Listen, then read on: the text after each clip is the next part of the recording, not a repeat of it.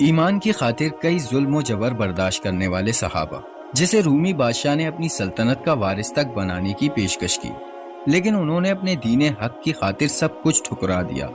اور ایسا کیا ہوا کہ رومی بادشاہ نے اس عظیم صحابی کو آزاد کرنے کا فیصلہ کر لیا؟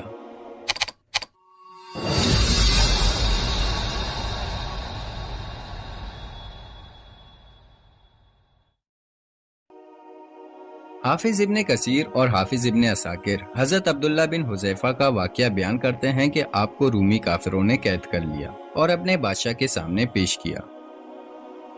بادشاہ نے حضرت عبداللہ بن حذیفہ کے سامنے ایک شرط رکھی کہ اگر تم نصرانی بن جاؤ اور اپنے دین سے منحرف ہو جاؤ تو میں تمہیں اپنے راج پاٹ میں شریک کر لوں گا، اور میں تمہیں اپنی بیٹی کا رشتہ بھی دے دوں گا۔ حضرت عبداللہ نے یہ پیشکش یہ کہہ کے ٹھکرا دی کہ اگر تو مجھے اپنی بادشاہت دے دے اور تمام عرب کا حاکم بھی بنا دے اور یہ چاہے کہ میں آنکھ جھپکنے تک اپنے دین سے منحرف ہو جاؤں تو ایسا ممکن نہیں۔ بادشاہ نے کہا تو پھر میں تجھے قتل کر دوں گا۔ حضرت عبداللہ نے جواب دیا کہ ہاں، اس کا تجھے اختیار ضرور ہے، تو مجھے قتل کر سکتا ہے۔ چنانچہ اسی وقت بادشاہ نے حکم دیا کہ اسے صلیب پر لٹکا دیا جائے اور تیروں سے اس کے جسم کو چھلی کیا جائے۔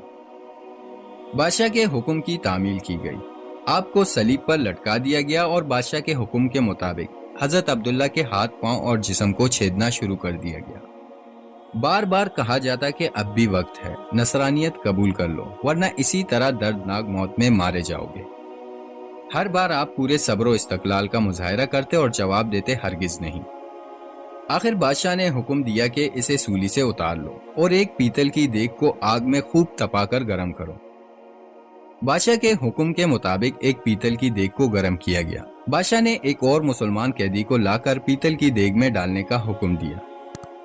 اسی وقت حضرت عبداللہ کی موجودگی میں اس مسلمان قیدی کو دیگ میں ڈال دیا گیا۔ وہ صحابی اسی وقت چرمر ہو کر رہ گئے، گوشت پوست جل گیا اور ہڈیاں چمکنے لگی۔ ایک بار پھر بادشاہ نے حضرت عبداللہ بن حذیفہ سے کہا کہ دیکھو اب بھی وقت ہے، بات مان لو اور ہمارا مذہب قبول کر لو ورنہ اسی گرم دیگ میں اسی طرح تمہیں بھی ڈال کر جلا دیا جائے گا۔ آپ نے پھر بھی اپنے ایمان جوش سے کام لے کر فرمایا کہ یہ ناممکن ہے کہ میں اللہ کے دین کو چھوڑ دوں۔ بادشاہ کو بہت غصہ آیا، اس نے اسی وقت حکم دیا کہ اسے فوراً چرخی پر چڑھا کر اس دیگ میں ڈال دیا جائے۔ جب حضرت عبداللہ اس دیگ میں ڈالے جانے کے لیے چرخی پر اٹھائے گئے تو بادشاہ نے دیکھا کہ ان کے آنکھوں سے آنسو نکل رہے ہیں۔ اس نے حکم دیا کہ رک جاؤ۔ بادشاہ کو لگا کہ شاید اس عذاب کو دیکھ کر اس کے خیالات بدل گئے ہوں، شاید اب میری مان لے گا اور میرے مذہب کو قبول کر کے میری دامادی میں آ کر میری سلطنت کا ساجی بن جائے گا، لیکن بادشاہ کی یہ تمنا بے سود نکلی۔ جب حضرت عبداللہ سے رونے کی وجہ پوچھی گئی تو آپ نے فرمایا، میں صرف اس وجہ سے رو رہا تھا کہ آج ایک ہی جان ہے جسے اللہ کی راہ میں اس عذاب کے ساتھ قربان کر رہا ہوں۔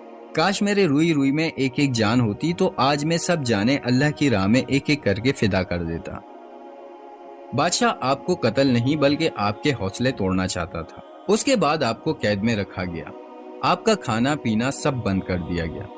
کئی دن گزرے تو حضرت عبداللہ کے لیے شراب اور خنزیر کا گوشت بھیجا گیا، لیکن آپ نے اس بھوک پیاس میں بھی شراب اور خنزیر کا گوشت کھانے سے انکار کر دیا۔ جب بادشاہ کو خبر ملی تو آپ کو بلا بھیجا اور اسے نہ کھانے کا سبب دریافت کیا۔ آپ نے جواب دیا کہ اس حالت میں تو میرے لیے یہ سب کھانا جائز تھا، لیکن میں تجھ جیسے دشمن کو اپنے بارے میں خوش ہونے کا موقع بھی نہیں دینا چاہتا۔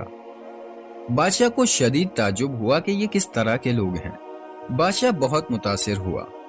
اب اس نے چاہا کہ اگر تم میرے سر کا بوسہ لے لو تو میں تمہیں اور تمہارے ساتھ کے تمام قیدیوں کو رہا کر دیتا ہوں۔